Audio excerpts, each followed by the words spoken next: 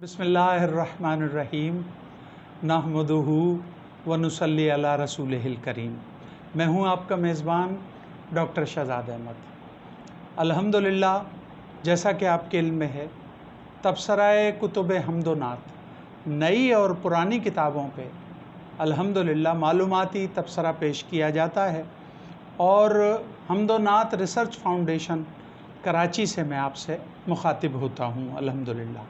और हमारी खुश नसीबी ये है कि अल्हम्दुलिल्लाह जितने लोग तवज्जो फरमा रहे हैं और जो हौसला अफजाई कर रहे हैं और जिस तौर पे उनके फ़ोन आते हैं, कमेंट्स आते हैं, तो तबीयत खुश हो जाती है अल्हम्दुलिल्लाह। क्योंकि ये ऐसा नाती अदब है और ऐसा जदीद नाती अदब है कि अल्हम्दुलिल्लाह इसमें कदीम और जदीद किताबों की कोई वो नहीं है, तफरीक़ नहीं है। अल्हम्दुलिल्लाह हम नई किताबों पे भी तबसरे पेश करते हैं और पुरानी किताबों पे भी तबसरे पेश करते हैं। पुरानी किताबों पे तबसरे पेश करने का मतलब ये होता है कि आपके इल्म में पुराना नाती अदब भी आ जाए।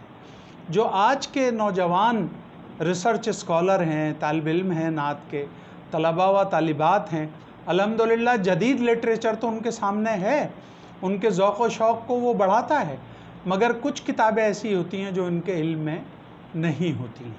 तो आज हम जिस किताब का आपके सामने तारुफ़ पेश कर रहे हैं वो है डॉक्टर अब्दुल्ला अब्बास नदवी की किताब अरबी में नातिया कलाम। ये डॉक्टर अब्दुल्ला अब्बास नदवी ने इसे मुरत्तब किया है और ये अरबी में नातिया कलाम के हवाले से बहुत अहम किताब है जो 1982 में शाया हुई। उर्दू एकेडमी सिंध कराची ने इसको शाया किया। इसके सफ़ात 296 हैं और ये मुजल्लद शाया हुई है। कीमत 40 रुपये थी इसकी।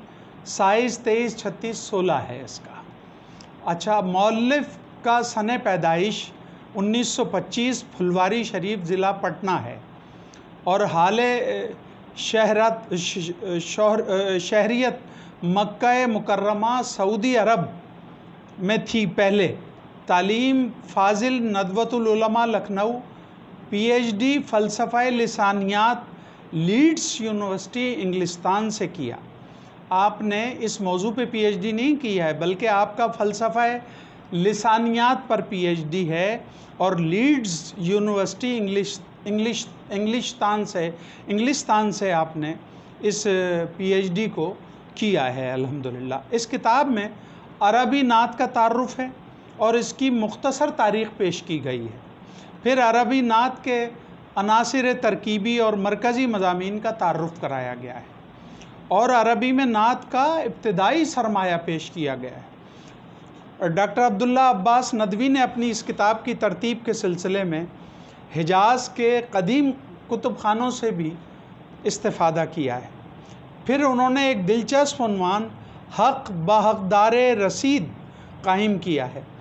इसके तहत उन्होंने वो अशार भी पेश किए हैं जो शौरा ने अपने किसी ममदू के बारे में कहे थे, लेकिन इनकी असल मुस्तहिक़ ज़ाते नबवी सल्लल्लाहु अलैहि वसल्लम अब बन गई है। गालिब का एक शेर नवाब तजम्मुल हुसैन खां के लिए कहा गया था, ज़बां पे बारे खुदा ये किसका नाम आया कि मेरे नुत्क़ ने बोसे मेरी ज़बां के लिए। अल्हम्दुलिल्लाह, अब तजम्मुल हुसैन खां को तो कोई नहीं जानता, मगर हुज़ूर सैयद आलम नूर मुजस्सम सल्लल्लाहु अलैहि वसल्लम की ज़ात से ये शेर मंसूब हो गया है। इसी तरह से एक दूसरा शेर है, हज़ार बार बिशोयम दहन से मुश्को गुलाब हनूज़ नामे तो गुफ्तन कमाल बेअदबीस्त।